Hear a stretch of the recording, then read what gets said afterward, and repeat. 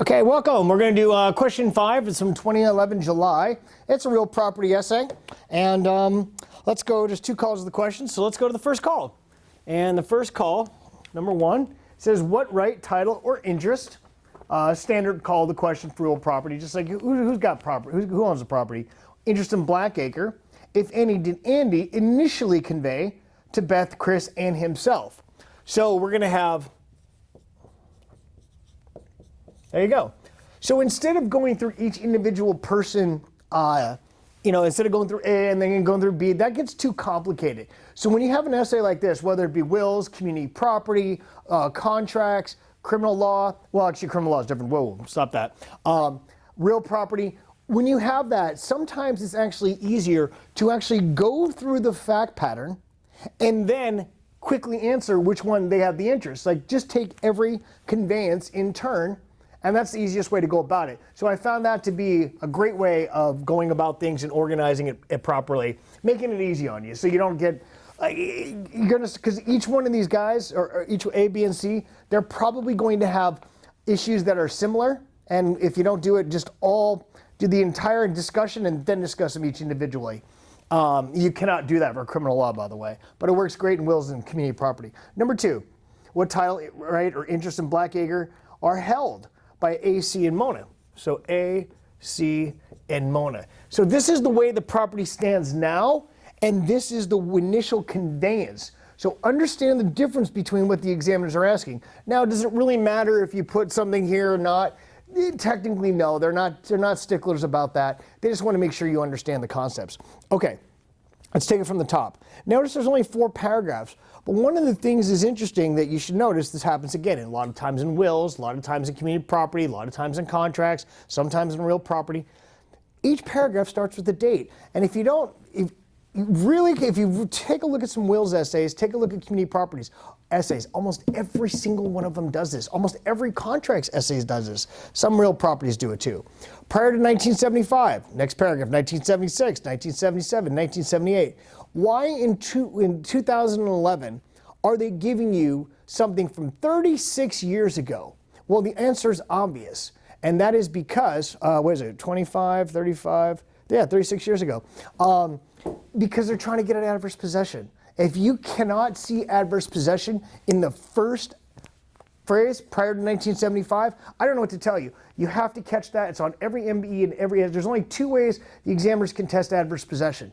Number 1, they give you a date way far back, something usually over 30 years, because no jurisdiction has a statute longer than 30 years for adverse possession. California, by the way, 5-year statute of limitations. Bet you didn't know that one. And then the only other way is if they give you a statute that tells you, the length to acquire property in this jurisdiction by whatever to adverse possession is 10 years, they'll give you a statute like that. There's the only 2 ways they can test adverse possession. The only 2. So pay attention to it when you see it. It's really easy to spot. Prior to 1975, Andy owned Blackacre and fee simple. That's the best, highest use of the property. Andy owns the whole thing, so we're really just starting back from scratch. 1975, Andy, by written deed, conveyed Blackacre to Beth and Chris jointly with right of survivorship. So clearly we just have a joint tenancy. The time, title, interest, and possession, whatever the 4 unities of title are. And I'm not too concerned about, getting all 4. That's something that's not going to affect my grade necessarily. So I don't stress about the little things. I'm more concerned with being able to analyze the facts correctly in a legal sense. I know what a joint tenancy is. It is the right of survivorship. That's what distinguishes it from a tenancy in common, is that whoever dies loses their interest and the survivor takes the entire interest, okay? So now we have Beth and Chris, joint tenancy at right of survivorship. Of course, it can be severed during lifetime. There's many ways to sever it. The deed provides if any portion is transferred to a third party,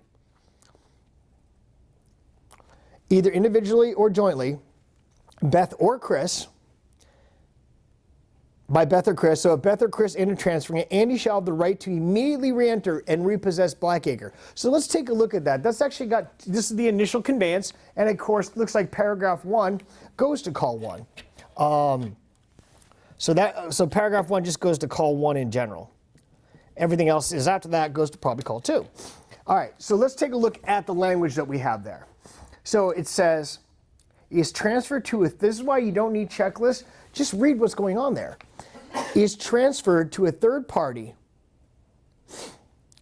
either individually or jointly, and he shall have the right to immediately re-enter and possess it. Okay, so to me, first I see is like we have like a restraint on alienation because Andy is prohibiting them from transferring the property at all. So, and total restraints on alienation are void. That means alienation means to transfer. So that means you prevent them from being able to transfer the property. And the law does not like that. It is not like having the property kept in, you have to have the free alienation of property, being able to transfer, to sell, to convey, to use. Now, use restrictions, like limited to industrial or limited to agriculture, limited to residential, those type of restrictions are valid as we properly know. But restraints on alienation are completely void. So you pretty much kind of ignore that part of the conveyance, and of course you explain that to the examiners that you do get, don't focus on that, or that's it's a void restriction. It's completely invalid.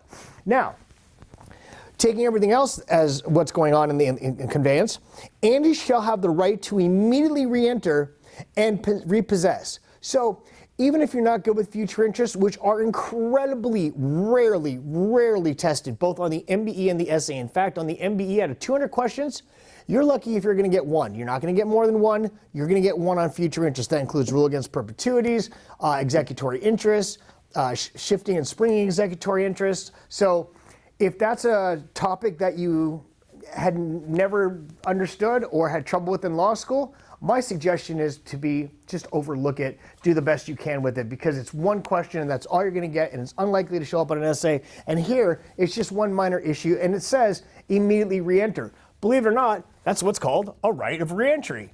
And even if you didn't know exactly what it is, you can remember what it is. So right of it's given it to you. It's the right of re-entry. It's actually in the name. So what the right of re-entry means, the hallmark of that is it gives the grantor the right to re-enter. But the statute of limitations actually, unlike the different type of future interest, that the hallmark of a right of re-entry is that statute of limitations doesn't begin to run until, unlike a fee simple determinable, until the grantor actually exercises the power of re-entry. They don't have to, but they always have the right to do it. So Andy has the right to immediately re-enter and possess it. However, because the entire restraint on alienation is void, that doesn't apply either. So they end up with just a joint tenancy. See how that works? It might be a little confusing. Because the restraint on alienation is void, there actually is no right of re-entry, and therefore you just cross out the remainder of the language of the deed, and therefore all you have is Beth and Chris are joint tenancy or right of survivorship. That's it. That's all it is. So now you can address everything else because that actually kind of went in pretty easy. 1976, without the knowledge of Chris, Beth conveyed her interest in Blackacre to Frank. And don't forget, if the restraint on alienation was valid, then that would be Chris would forfeit his right. He would have no rights because he transferred it. And it says, actually, he doesn't automatically lose it like a fee simple determinable, but that means that Andy now has the right to re-enter. Of course, the restraint on alienation is void, so none of that actually comes into play. So Beth conveyed her interest to Frank. All right, so let's take a look at what we got here. We have Beth and Chris as joint tenants. And so Beth conveys it to Frank. So now Frank and tenant, they were joint tenants. And here, they're tenants in common. So there you go. They're tenants in common. That's simple. And just follow the deed. That's simple as that. And for those of you that are just fascinated with headings, and it's ridiculous, here's my heading. How about the date? Make it simple. I mean, the examiners aren't really looking for, they don't just look at headings. For anybody who thinks that, you're completely detached from the exam. And anybody who tells you, they just look at headings and buzzwords, don't give them any money. Please don't give them any money because they have no idea what they're talking about. Please don't even listen. Free advice is why it's free advice. Okay, so 1976. So they conveyed it to in 1977, so that's next. And I just literally make this so easy by talking about things one at a time. It just becomes so easy to do it like that, and you will never get overwhelmed. You're never going to not know what to talk about next, and you're not going to miss anything. It's just the easiest way to approach any essay on any subject. Just take things one at a time as they come at you. So instead of looking at it like as one long essay, look at it as a bunch of short little hypos. Beth and Frank died in a car accident. All right, we don't really care about Beth because she's already out. But Frank died in a car accident. He did not leave a will. Okay, fine, so he's intestate. And his only living relative at the time was his cousin Mona. Boom. So now, M and C. Because don't forget, it was severed. And you can just discuss it. I mean, what's the rule statement? What's the heading? Who cares? Just discuss what happened. Explain the fact that because Frank didn't have a will, it goes to his next of kin, which is obviously Mona. So now Mona and Frank, or Mona and C, are now tenants in common. It's that simple. There doesn't have to be a rule statement. There doesn't have to be some elongated, perfect statement. It's just tell the graders what's going on so they understand that you know that because of the fact that it was severed in 1976, that means that Chris does not own the entire property in 1977, that it's actually split up between Mona and Chris. Okay, 1978, boom, boom, boom. Next one. Chris and Andy. Well, Andy's really kind of out of the picture. And Chris, we care about, learned that Beth had conveyed her interest to Frank. When Mona, who don't forget is part owner, approached Chris a day later to discuss her interest in Blackacre, Chris told her that he was the sole owner of Blackacre and that she had no interest in it. So Chris then posted no trespassing signs. He paid all the expenses, insurance, and taxes. And Andy and Mona have never taken any action against Chris's possession of Blackacre. Well, that would actually matter if the restraint on alienation wasn't void because the right of reentry hasn't been exercised. But again, none of that matters because it was void, and therefore there was no right of reentry. It was just a joint tenancy, simple as that. If you didn't quite understand what I just said, it's going to be really hard to explain to pick that up because a right of reentry, the statute of limitations, which means there would be no adverse possession at this point, because Chris would technically still have the right to reenter at any time because the statute of limitations doesn't begin to run until he actually enters. But again, that conveyance, as we talked about, was void because it's a total restraint on alienation, and therefore the right of reentry actually goes away.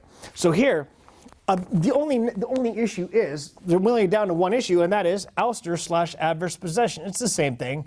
Adverse possession means someone else's property. Ouster has to do with co-tenants. So how do we get to, I mean, that's the only last issue. You could tell what's going on here. And if you can't really figure out what the elements are, well, let's think about it. First of all, he's putting up no trespassing signs. He's using the property, he's paying expenses, so he's acting like a true owner. And essentially, that's what adverse possession is. So Chris, it said he took the sole owner. So there we go, there's actual possession. Where can I write this? Let's go. So actual possession because he took, because Chris took sole possession. Then it's exclusive. He's not sharing it with anybody. He's not letting anyone else be there. And the fact is that told her she had no interest in Blackacre. Also, open and notorious has to do with notice. Well, he straight up told her, hey, you have no interest in this. This is my property. Simple as that. So there's the notice that he gave her. Like, he's pretty much warning her. He's pretty much telling her to fend off. Hey, this is my property. You have nothing to do with it. And this was back in 1978. So clearly, this is a dead issue. Chris owns the property. Adverse or hostile, and clearly he said to her many times, no trespassing signs. It wasn't like she acquiesced in it. It wasn't like he's like, hey, I'm just going to live here, and she went and lived somewhere else. No, this was completely hostile.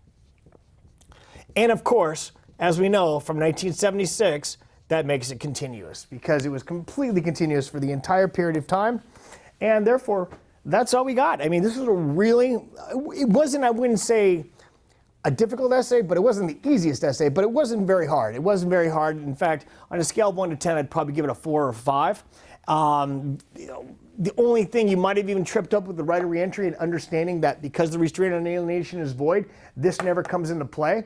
And therefore, you do have an ouster because the statute of limitations did begin to run because there was no right of reentry.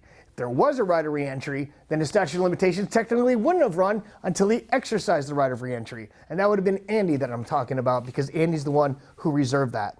Okay, well, that's it. I mean, this is very common issues. The joint tenancy, tenants in common, and the severance of the joint tenancy, extremely heavily tested. Obviously, adverse possession is incredibly heavily tested. And when I say adverse possession, that includes ouster. Restraints on alienation, right of reentry, any kind of future interest, not something the examiners really play with a lot. In fact, future interest, I think, has only been tested 3 times, and there were super minor issues on every essay in the last 25 years. So only 3 times in the last 25 years, and there were super minor issues, coupled with the fact you're only going to see 1 MBE question on it, leads me to believe that if you are worried about future interest and you really don't, you'd rather put your time and energy elsewhere, or if you're even behind in time, skip future interest. Okay, so anyways, that's it. That's question 5 from 2011 July, real property.